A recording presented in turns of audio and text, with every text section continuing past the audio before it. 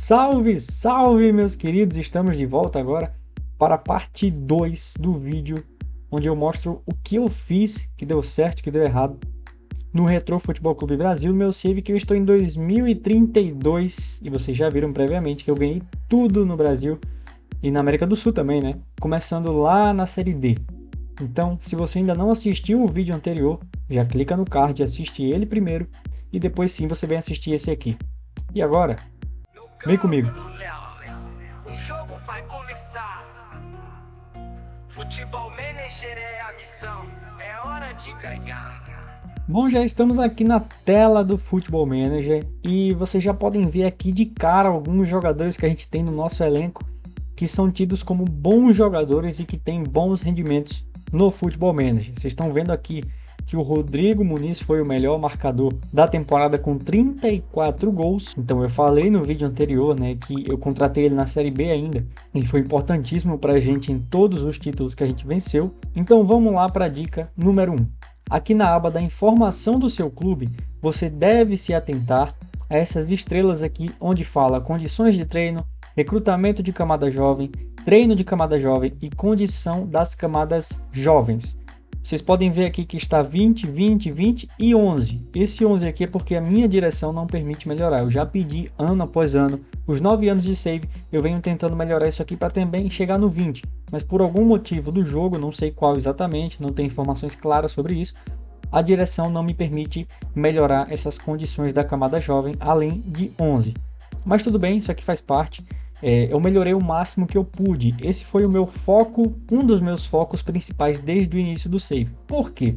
Quando você aumenta as condições de treino, que seria aqui o seu CT, né, o seu centro de treinamento e tudo que você tem em relação à infraestrutura do seu clube profissional, você melhora não só a satisfação do seu elenco atual, quanto também melhora o interesse, né? Aumenta o interesse de jogadores em virem para o seu clube, porque ele vê o seu clube ali como uma referência em quesito infraestrutura, né? Um clube ali de topo, que tem boas finanças, tem boas condições, trata bem os seus atletas, ele aumenta o interesse dele em vir para o seu clube. Esses aqui de recrutamento de camada jovem, treino de camada jovem e condições das camadas jovens, ele aumenta não só também, né, o interesse de jogadores jovens ingressarem no seu elenco reserva, no seu elenco sub-20 ou sub-18, que seja, né, depende da liga que você esteja jogando, como também ele melhora nas condições do seu jogador jovem evoluir, certo? Jogando ou não, são ali as condições de treino que ele vai ter no dia a dia, as condições de infraestrutura no geral que ele vai ter no dia a dia,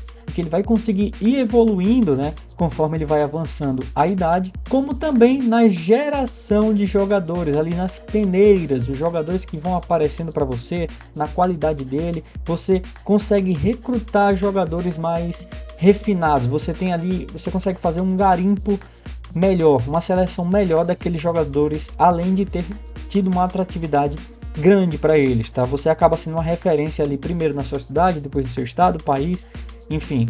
Continente é meio difícil, eu acho meio difícil surgir jovens de outros países nas peneiras aqui do Brasil. Mas se você estiver jogando na Europa, é muito comum, principalmente em países da União Europeia, né? Então sempre tente melhorar aqui as suas condições em relação à infraestrutura. Como que você vai fazer isso? Você vai vir aqui, ó, em visão do clube, e você vai buscar essa informação aqui, ó, fazer pedido à direção. Aí você vai buscar onde fala instalações, eu não consigo, né? Porque eu já melhorei todos em 20, já estão todos em 20. Conforme os anos vão passando, provavelmente a tecnologia vai aumentando e pode ser ali que cai para 19, 18, né, alguma daquelas estrelas, e aí sim eu consigo pedir novamente, mas vai ter aqui a aba instalações e aí você consegue pedir a direção para que você melhore essa infraestrutura. Agora, já na equipe técnica, uma coisa que é fundamental para você fazer em qualquer save que você esteja, mesmo que seja um save de carreira de treinador, em que você não vai ficar muito tempo no clube, sempre tente melhorar o seu staff o máximo possível. Não é necessário você fazer loucura, pagar caro ali no staff, você consegue garimpando, você consegue buscar aquele staff, aquele preparador, olheiro, que seja, que vai encaixar bem e que não vai cobrar tão caro. Vão ter aqueles mais badalados, que tenham mais reputação, né, que tenham mais estrelas ali de reputação, e vão ter aqueles ali mais desconhecidos que você consegue captar por um valor menor. Mas presta atenção aqui, ó, eu tenho a melhor o melhor staff de todo o Brasileirão Série A. Eu só não tenho em questão de ciência do desporto, que é ali o fisiologista, certo? Porque o Flamengo é o melhor, já que ele provavelmente tem mais de um fisiologista e eu só consigo ter um. A minha direção não permite também. Eu posso pedir a direção aqui, ó. Adicionar cientista esportivo, Retrô Futebol Clube Brasil. Eu já pedi várias vezes, a minha direção também não me permite ter mais de um, então por isso que eu não consigo bater aqui o teto, sendo o melhor staff também em fisiologia. Porém, você pode ver aqui nessa lista cinza, que eu estou acima da média. Essa lista cinza representa a média da equipe técnica ali do staff, né, em valor de atributos no geral, da divisão que você está. Essa linha amarela aqui superior, ela é o teto, certo? É a equipe que tem um nível mais alto. E essa linha azul aqui é o valor mais baixo da sua divisão. No meu caso aqui em 2032 é o Bahia de Feira. Eu acredito que seja o Bahia de Feira em todos os quesitos, tá? É isso mesmo, o Bahia de Feira aí tem o pior staff do Campeonato Brasileiro. Não coincidentemente, não foi só por isso, mas não coincidentemente, foi rebaixado em 20º lugar em 2032. O Goiás ali também figurou, né, na questão dos preparadores. Vamos só confirmar aqui. O Goiás não caiu, ficou em 13º. Mas o Bahia de Feira também pelo elenco, né, mas em questão de preparadores, imagino que o treinador também seja fraco, caiu aí em 20º lugar. Mas enfim, sempre tente aí melhorar ao máximo a sua equipe de preparadores, e para você ter um norte do que fazer, você pode ir em equipes da sua divisão atual e buscar por aqueles preparadores que estão em fim de contrato, que tem pouco tempo a mais de contrato e que tem um salário baixo. Por quê? Se o staff que você tiver de olho, ele tem mais de 2 anos de contrato, o valor da cláusula para você tirar aquele preparador do clube que você está buscando vai ser a soma do salário dele até o final do contrato. Então, quanto menor o salário dele, menor vai ser a cláusula. E aí você consegue oferecer um salário mais alto para ele, vai dar mais atratividade, e se você ainda tiver melhorado lá a sua infraestrutura, vai atrair também o staff. Isso serve também para o staff, não só para os jogadores. Então, presta atenção nessa dica aí também que eu estou dando para vocês. Mais uma dica que eu dou para vocês aqui é em relação aos focos de recrutamento. Vocês vão vir aqui na aba de olheiros, foco de recrutamento, e vocês vão criar focos de recrutamento nas áreas que vocês acham que o seu elenco deve melhorar. Antes de criar o foco de recrutamento, você deve ter melhorado o seu staff lá na captação, olheiro, diretor esportivo, diretor de futebol jovem, analista de dados, analista, todo mundo que você puder melhorar, né? Foca nisso primeiro. E depois você vai vir aqui, ó, âmbito de observação. São os pacotes que você vai comprar de acordo com o valor que você tem disponível, o seu orçamento de observação. Perceba, vamos ver aqui, ó, orçamento de observação. Atualmente eu tenho R$375 mil sobrando. Eu estou em 29 de novembro de 2032. Mas o meu orçamento inicial foi R$2.420.000. E eu contratei o pacote mundial, que custou R$2.240.000. Então é normal que esteja sobrando aqui esse valor de 375 mil, até porque ele tem um custo, esse pacote aqui tem um custo de R$187.000 por mês. Com esse pacote aqui, eu consigo observar todos os jogadores do mundo com um custo fixo, vamos dizer assim. Eu tenho custos fixos para ir observando esses jogadores, né? No caso, jogadores de todo o mundo. Se eu contratasse aqui a América do Sul, caso eu desejasse observar um jogador da Europa, além dos custos fixos que eu teria ainda um acréscimo. E esse acréscimo ele é informado quando você clica lá no jogador em observar jogador, certo? Ele vai informar lá um valor de 9 mil, 12 mil, enfim, um valor X, ele vai ser informado lá quando você clicar para observar o jogador, e ele vai acabar saindo mais caro. Tem os prós e os contras, né? Porque aqui com o Mundial, se você contrata o Mundial e você não cria vários focos de recrutamento para estar analisando ali jogadores constantemente, não vale muito a pena. Você só vai ter gasto ali mensal, um gasto fixo mensal muito alto, e você não vai ter um retorno esperado. Então, uma dica, inclusive, que eu dou para vocês, para quem tem um orçamento de observação baixo, foca ali primeiro no seu regional, né? Na sua região, onde você está. Se você está na Série D, foca ali primeiro aqui, ó, divisões vizinhas, Brasileirão Série A, né? No caso Brasileirão Série D. Foca ali em clubes em que estão mais próximos de você e que seja mais realista de você contratar. E aí, caso desperte algum interesse de um jogador que esteja fora desse pacote, você bota para observar só esse jogador. sacou? Assim você acaba economizando muito no quesito de orçamento de observação. E ainda você consegue fazer um manejo aqui em relação ao orçamento de transferências. Eu estou aqui com 602 milhões de reais de orçamento de transferência, mas eu posso aqui, ó, simplesmente aumentar o meu orçamento de observação, diminuindo o meu orçamento de transferência, saca? Então eu posso fazer esse manejo aqui com o orçamento de observação.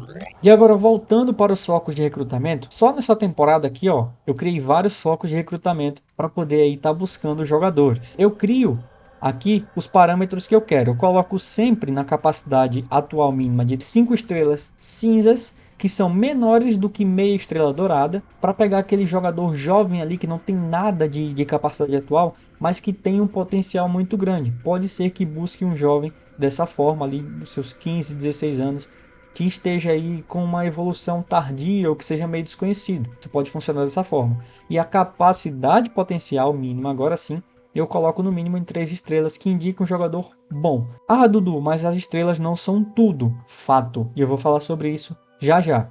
Mas eu faço dessa forma e eu vou criando de acordo com os jogadores que eu quero para o meu elenco. Eu quero um goleiro. Então eu faço dessa forma aqui, ó. Coloco 5 estrelas cinza e 3 estrelas douradas. Eu cheguei nesse patamar agora. Mas se eu tivesse lá no início do save ainda na série D, aí eu faria diferente. Eu colocaria 2 estrelas, porque aí eu já conseguiria buscar alguns jogadores que seriam mais acessíveis ao meu clube e muito provavelmente não seriam jogadores caros. E se eu quisesse buscar por competição, faria da mesma forma, criar foco de recrutamento. Eu viria aqui qualquer posição da tática, áreas, escolher uma área, e aí aqui tem competição, país, região, continente e o que foi recém-selecionado, né? Aqui os que eu fui criando recentemente.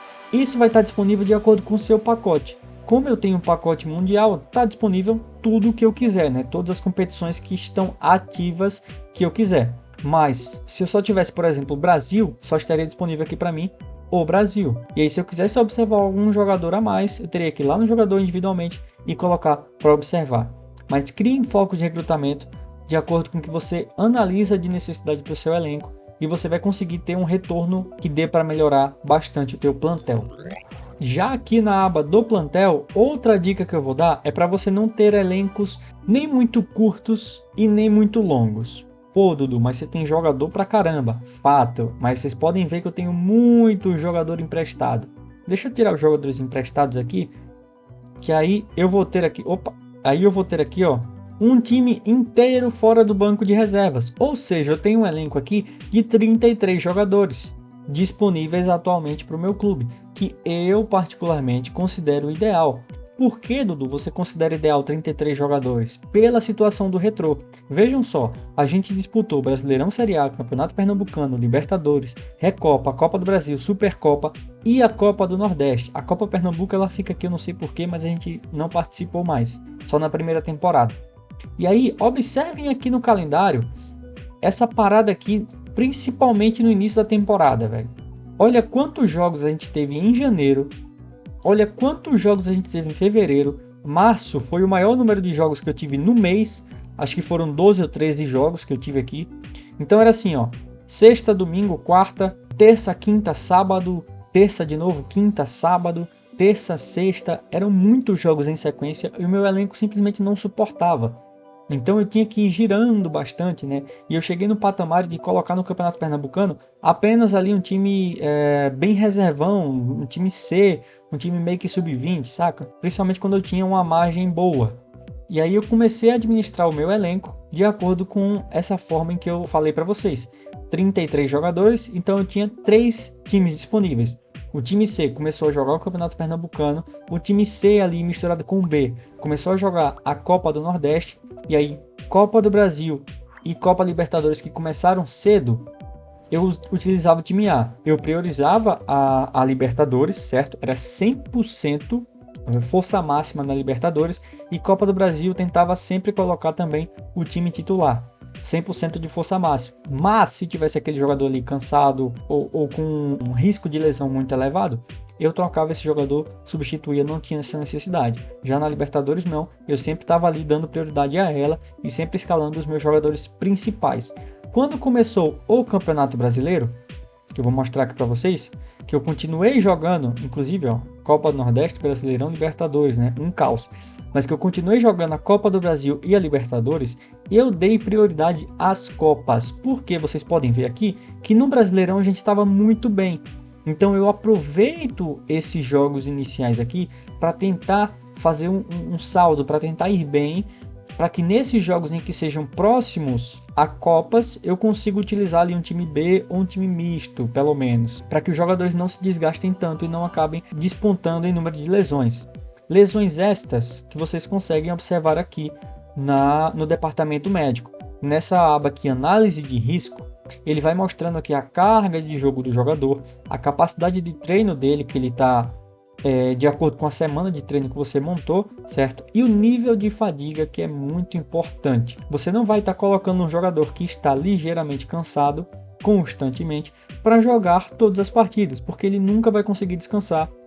Isso aqui, a carga de jogo, vai aumentar para forte. 3 jogos nos últimos 14 dias já começa a aparecer como forte, e o risco de lesão ele já começa a elevar. E aí isso é um problema muito grande, que é aqui, ó, risco geral de lesão, ele já começa a elevar e a chance de você perder o seu jogador por lesão é muito alta. Se o jogador não tem uma predisposição para lesão, e se ele tem aqui um atributo, deixa eu ver se o Dani Luna tem, é 13 só, mas se ele tem um atributo de aptidão física muito alto, né, além de um atributo oculto de não se lesionar constantemente, beleza, ele vai ter pequenas lesões leves ali recorrentes, com 3, 4 dias ele volta logo. Mas se for um jogador ali, né, que é um pouco mais difícil, pode ser que ele demore bastante a voltar, tá? E você vai estar perdendo seus jogadores importantes porque você não soube fazer a gestão. Então, a dica que eu dei aí, né, de você manter um elenco que não seja nem tão longo e nem tão curto. Preste atenção também no nível de competições, no número de competições que você tem, para que você faça um planejamento lá no início da temporada, de preferência antes de virar a temporada, porque você consegue se planejar na janela de transferência, né?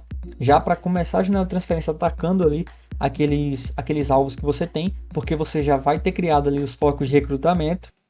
Pegou? E aí a partir disso você consegue aí fazer uma boa gestão do seu elenco. Mais uma dica que eu vou dar aqui para vocês é em relação ao mercado de transferências, tá? Que é algo que eu faço constantemente em todos os meus saves.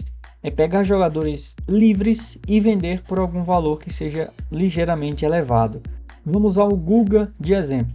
Ele veio livre, né, do Grêmio, veio na virada de temporada, certo? Eu trouxe ali ele por um pré-contrato. Hoje ele está aí jogando na Arábia Saudita, né, no Al Raid. Eu acho que é a Arábia Saudita, Saudi Football Club.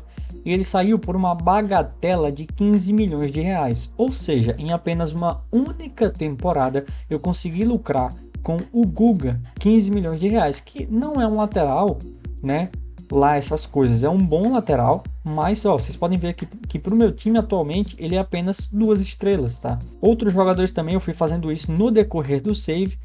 Não necessariamente eu comprava ele, eu trazia ele livre, né, mas comprava por muito pouco e vendia por um valor muito elevado. Fernando Giraldi, outro exemplo, eu trouxe por 7 milhões 250 mil, vendi por 22 temporadas depois lá para o Cruz Azul, custo mínimo foi 16, podendo chegar até 20 milhões, mas são metas ali realistas, né, que eu coloco para poder sempre estar para poder sempre elas serem batidas. E aqui um exemplo que foi muito absurdo, que é o Gianfranco Merino. Prestem atenção nesse nildinho aqui. Uau! Vocês viram o valor que eu trouxe ele, né? 8 milhões e alguma coisa. Cadê? Gianfranco Merino. 8 milhões e 250. Essa era a cláusula de rescisão do Merino lá no Júnior de Barranquilla. Como que eu identifiquei essa cláusula? Lá no foco de recrutamento. Criei um foco de recrutamento com jogadores com cláusulas baixas. E aí colocava lá, né, o nível de capacidade potencial dele. Consegui achar aqui o Gianfranco Merino garimpando lá, criando foco de recrutamento. Olha por quanto que eu vendi o Merino para o Nottingham Forest. 100 milhões de reais. foi um custo fixo ali, foi 80 milhões à vista, mais 20 milhões em metas que serão facilmente alcançadas, tá? Então assim, uma dica que eu dou na janela de transferências para você ir melhorando o seu clube, né? Principalmente se você começou ali com clubes baixos, garimpe o mercado de transferências. Crie ali um sistema de scout próprio, veja na internet, veja no YouTube, se identifique com alguém, não importa como você vai criar, mas crie um sistema de scout para que você consiga fazer essa espécie aqui de trade, né? Que vai melhorar bastante as suas finanças e vai lhe permitir com que você invista em jogadores melhores e o seu elenco só vá melhorando gradativamente. Tudo bem? Tem diversos exemplos aqui, depois eu posso mostrar para vocês com mais calma, mas senão o vídeo vai ficar muito longo. Mas tem muitos jogadores que eu fui vendendo aqui por valores muito elevados e nem se compara com o valor que eu contratei eles. Agora voltando para a equipe técnica, uma coisa que eu gosto muito de fazer, eu vou mostrar aqui para vocês, na minha equipe de preparadores, eu sempre contrato aqui um treinador adjunto que tenha a mesma formação que eu, que ele prefira a mesma formação que eu. De preferência, se eu puder filtrar ainda mais, que tenha essas mesmas características. Um estilo de jogo parecido com o meu, aqui ó, tipo de pressão com mais frequência, mentalidade de jogo, atacante, tipo de marcação, zona, exatamente o jogo que eu faço. E eu busco sempre contratar treinador adjunto e o diretor de futebol jovem com as mesmas características que eu. Por quê? O diretor de futebol jovem ele tem influência direta na sua formação da base, tá? Nos jogadores que vão surgir ali na sua peneira, nas suas camadas jovens, né? Como o Football Manager gosta de chamar. Que é a base que acabou de chegar. Eu não sei porque que tá 2033 aqui, mas enfim, foi a base que acabou de chegar e os jogadores que eu contratei. Quanto melhor o seu diretor de futebol jovem e quanto mais parecido com você ele for, vão aparecer as posições que você utiliza na tática. Então, por exemplo, eu utilizo um 4-2-3-1, vou mostrar para vocês minha tática já, mas eu utilizo um 4-2-3-1 e veja aqui, apareceram jogadores que podem ser utilizados em todas as posições que eu utilizo na minha tática. Veja, por exemplo, que não apareceu um ala. Apareceu aqui um lateral direito, né, que joga na função de ala. Inclusive, ala de defesa é a função favorita dele. Mas não apareceu um jogador que é só ala. Não apareceu um jogador que é aqui um ponta, esse ponta aqui que fica na linha do meio campo, saca? Não apareceram muitos meias centrais, porque eu utilizo volante e meia ofensivo. E assim vai. O seu diretor de futebol jovem, ele começa a captar os jogadores da camada jovem. Inclusive, né, quanto melhor for aqui o recrutamento de camadas jovens, quanto melhor for esse índice daqui, jogadores melhores irão aparecer atrelado ao seu diretor de futebol jovem. Beleza? Deu para pegar essa dica aí? E o treinador adjunto, né, eu busco sempre colocar ele com a mesma formação, ou melhor, contratar treinador adjunto que tem a mesma formação preferida que eu, que tem o mesmo estilo de jogo preferido que eu.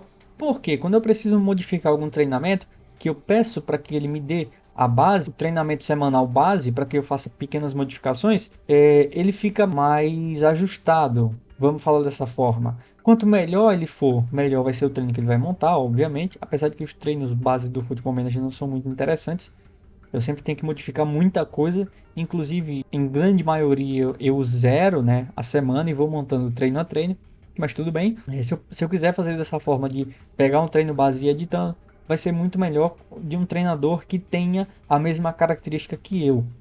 Mas também, uma coisa que eu faço aqui nas responsabilidades, equipe técnica, responsabilidade, aqui em conselho e relatórios, eu peço para o meu treinador adjunto me dar conselhos de formação, né? Formação mesmo, tática, e dar conselhos também sobre treinos, justamente porque ele pensa, né, vamos dizer assim, igual a mim aqui dentro do jogo. Então fica muito mais fácil, eu acho que fica muito mais compatível e que os resultados são muito mais proveitosos do que você ter um adjunto que não seja condizente das suas preferências táticas e afins.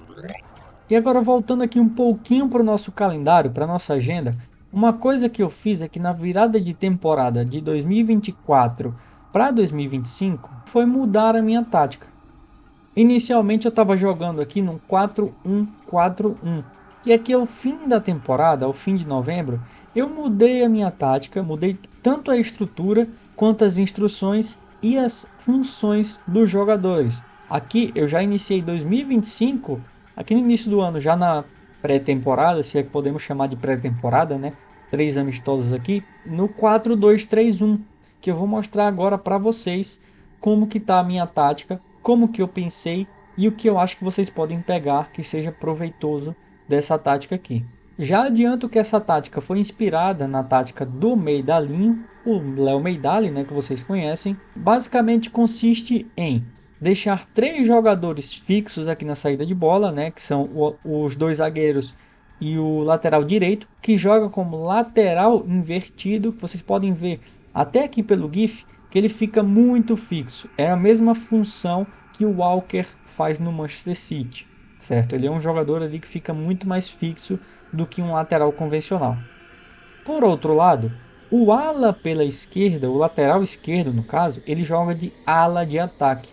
Então ele constantemente vai à linha de fundo. Ele constantemente está bem espetado, bem aberto lá na ponta para poder participar do movimento ofensivo, seja com finalização, invadindo a área, seja cruzando para a área, seja tocando para o meio para alguém que vem de trás bater no gol. Isso depende muito também das minhas instruções táticas.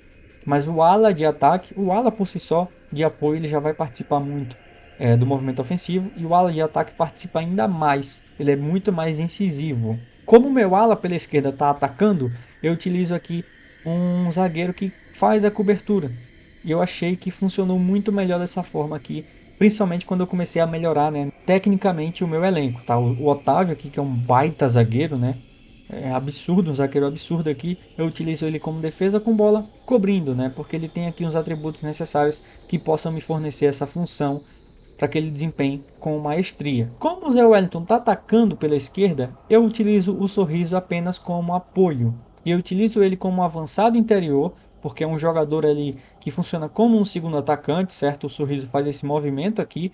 Principalmente, uma coisa que eu fiz aqui, eu treinei ele para entrar na grande área adversária, ou seja, quando a bola estiver por aqui, chegando próximo da área, ele faz esse movimento aqui em arco, o famoso facão, para entrar na área adversária e conseguir aí ou finalizar ou receber a bola e dar uma assistência, o que seja, participar da jogada de forma mais efetiva e incisiva.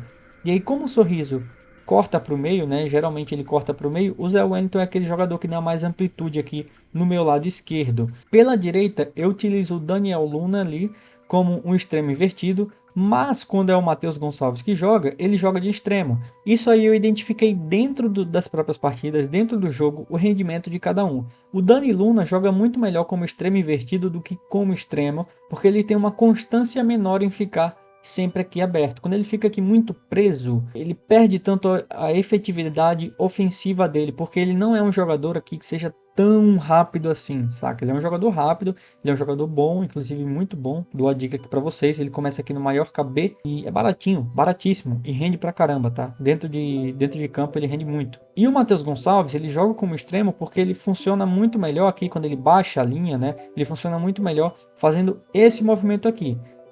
Tem um porém, eu marquei o cortar para dentro. Então o que é que o Matheus vai fazer? Quando ele chegar aqui mais ou menos nessa linha do campo, né, nessa área do campo, ele vai tentar cortar para dentro com a bola, certo? Quando ele estiver carregando aqui a bola, ele vai tentar cortar para dentro para tentar uma jogada eficiente. Isso não significa que ele vai fazer isso todas as vezes, mas que primordialmente ele vai tentar, né? Sempre que tiver oportunidade, ele vai tentar cortar para dentro, mas ele não vai forçar essa jogada, tá? Testem aí, vocês vão ver, vocês vão entender o que eu estou falando. Mais para frente eu vou trazer algumas análises táticas, né, específicas de táticas, mas aqui eu estou falando do que eu fiz que deu certo. O segundo volante eu mudei constantemente no decorrer das temporadas entre ataque e apoio, ataque e apoio. Por quê? Quando ele está como ataque, ele sobe bastante aqui e faz quase que uma dupla com o meu meia ofensivo, né, o meu meia atacante.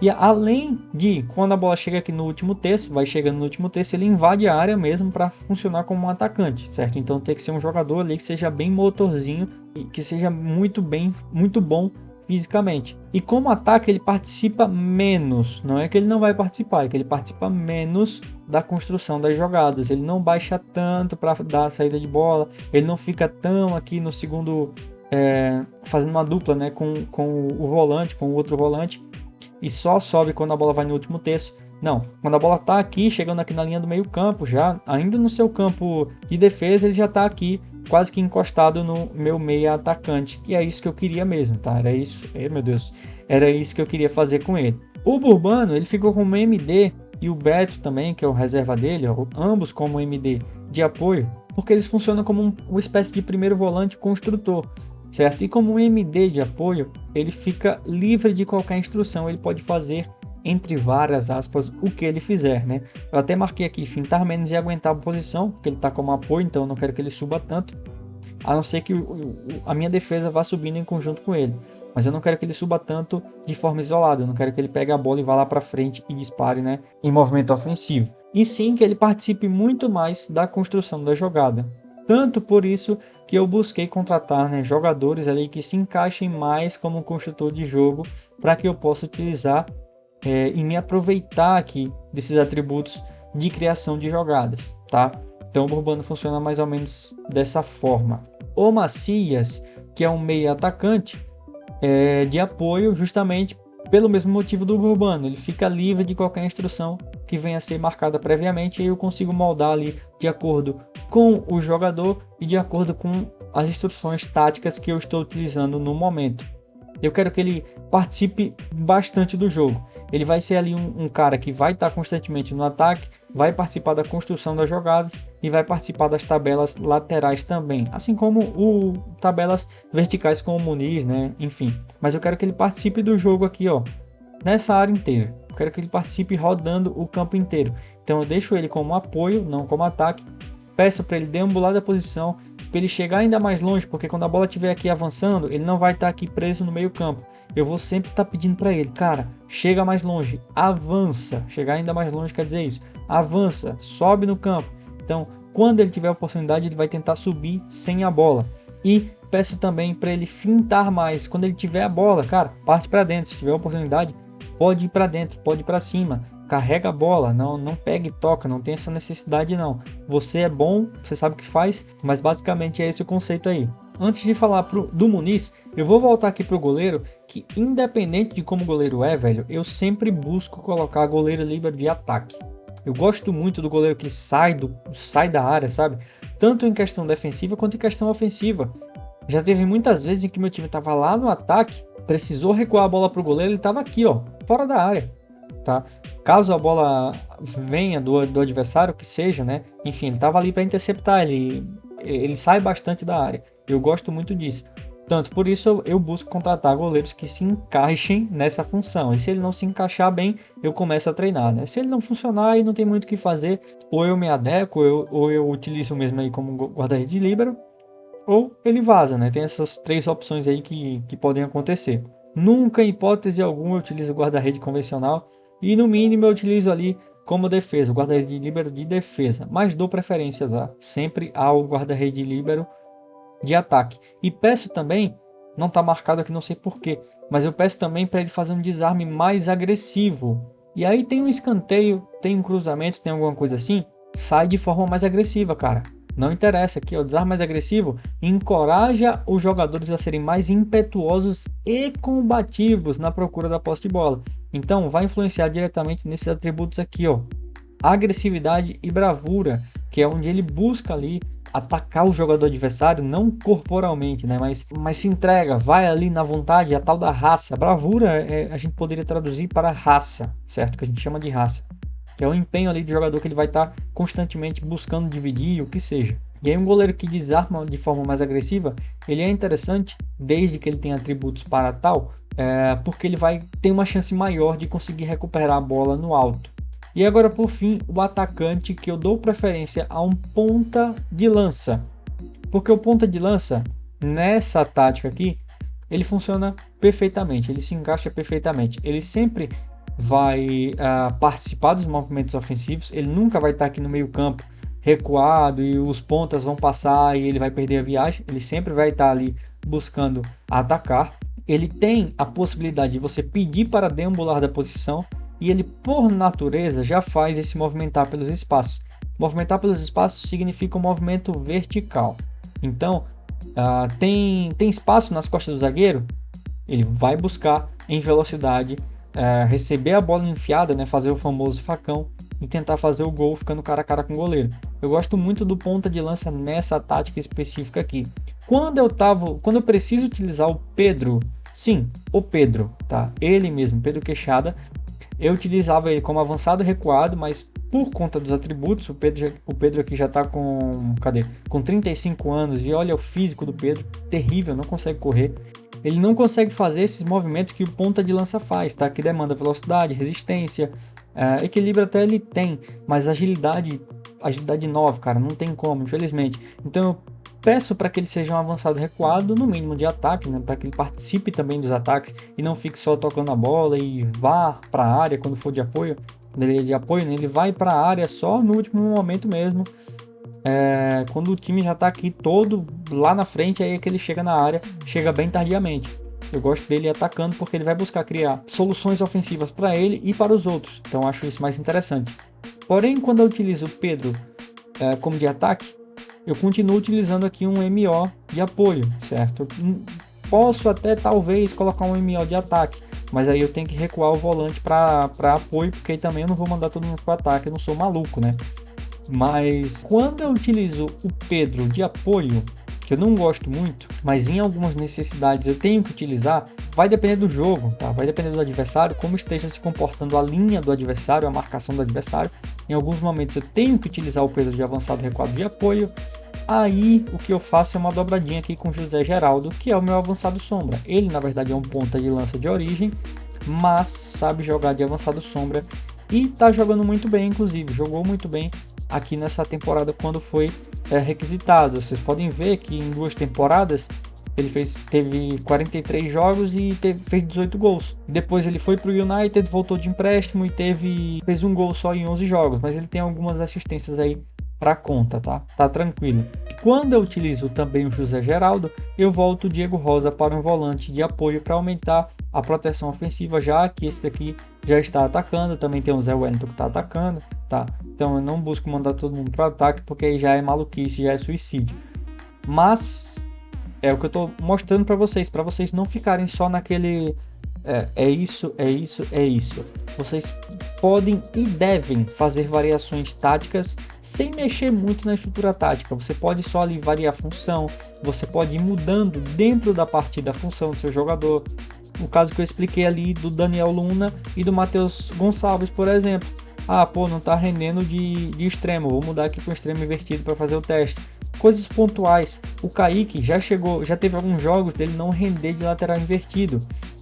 Peguei um defesa lateral, pus para apoiar, dei um pouco mais de liberdade para ele, tá? E acabou funcionando. Enfim, cada jogo tem a sua particularidade. E se ainda assim você precisar fazer alteração tática, olha o que eu fiz. Eu criei uma tática primária, né, a minha tática favorita, que é essa daqui, 4-2-3-1, e fui mexendo dentro da própria tática. Vocês podem ver que eu mudo o Diego Rosa de posição e ele já fica na função que eu quero, com as instruções que eu quero. Então isso aqui eu fui fazendo manualmente, deu um pouquinho de trabalho, mas eu fui fazendo. O Macias, ele não está aqui porque ele não tem essa posição ainda, tá? Ele está aprendendo aqui a jogar de forma improvisada. Mas o Jimenez, se não me engano, ele tem já. O Jimenez ele já tem aqui a função pré-definida. O Macias eu teria que marcar ainda, teria que adicionar lá.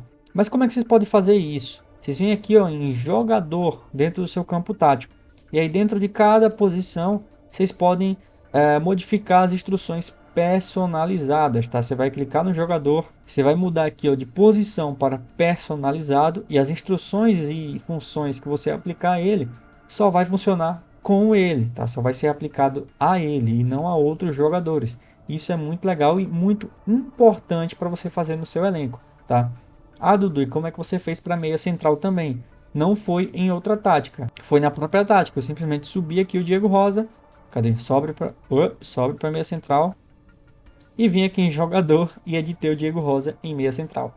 Fiz isso com várias posições, várias funções, tá? tive que fazer aqui, ó, com o Diego Rosa, né, que no caso é o volante pela direita, fiz com o volante pela esquerda também, e fiz aqui colocando o volante no meio, porque durante a partida algumas vezes eu mudo para essa função, para essa formação aqui, sem mudar a formação, escolhendo de 1 para 2, porque muda instrução, muda jogada de bola parada, muda tudo. Dentro da própria partida mesmo, eu já faço esses ajustes aqui, só arrastando o jogador, tá? Então é muito interessante você fazer esses ajustes táticos. E aqui só para mostrar, para não ficar sem falar nada sobre a tática, né? Como eu mostrei aqui as funções que eu gosto de utilizar mais, tem aqui a mentalidade positiva. Geralmente eu jogo de forma positiva, é muito difícil eu não jogar, mas sempre entro de forma positiva, independente do adversário. Com a posse de bola, eu busco um ritmo ligeiramente mais elevado, né, que é uma busca mais constante de levar a bola até a área de forma mais rápida, de forma mais acelerada. Porém, eu utilizo jogar a partida defesa, porque aí o jogador vai ter um pouco mais de paciência. Não vai ficar aquela correria louca o tempo inteiro. Se o zagueiro aparecer para poder receber a bola e poder editar um pouco mais o ritmo de jogo, se estiver muito apertado, está muito fechado, ele volta para o zagueiro. Mas é importante o ligeiramente mais elevado, porque quando eu deixo aqui no meio, por mais que permaneça ligeiramente mais elevado, o jogo fica muito lento e, enfim, a minha marcação acaba ficando muito previsível, sabe? São instruções que eu gosto mais. Então, suba aqui para o ligeiramente mais elevado, em que fica verdinho. Quando não está funcionando tanto a saída ali pela bola, ainda assim eu estou achando o jogo lento, eu tiro jogar a partida da defesa e volto o ritmo. Aí sim eu deixo ele aqui na metade. Se ainda assim não estiver funcionando, se eu achar que precisa de mais intensidade, aí eu aumento aqui mesmo. Enfim, vou fazendo esses ajustes dentro da partida, tá? Mas é dessa forma que eu entro aqui e que eu gosto de jogar. Peço para o jogador ser mais expressivo, para ter mais liberdade, mudar de posição, para rotacionar, driblar mais se for preciso, enfim. Isso aqui eu deixo em aberto porque acho que vai de cada jogador, já chegou no nível, né, em que vai de cada jogador decidir, os jogadores já são bons o suficientes para isso.